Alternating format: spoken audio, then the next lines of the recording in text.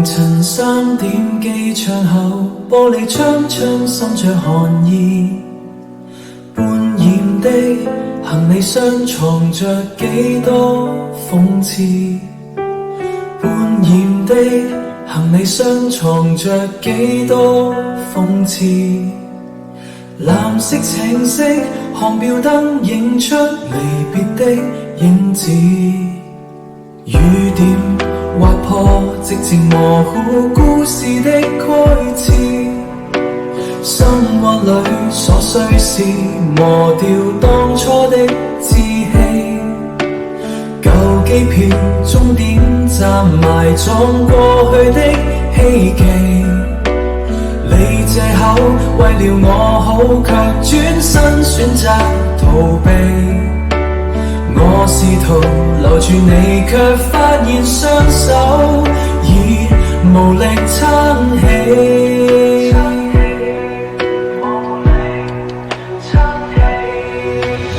眼淚就在心裏流，誰人願意鬆手，當初的考驗難道抵不過戰鬥，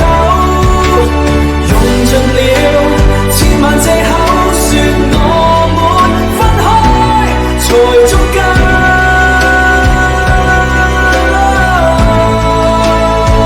想重新開始卻發現靈魂已在漂流，面前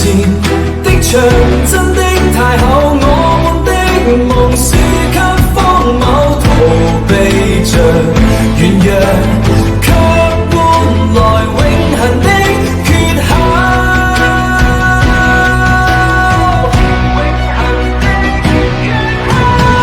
眼淚就在心裏流，祈求讓你停留，生活的壓力讓愛情變作灰狗，若是能重新開始，能否將考驗都帶走，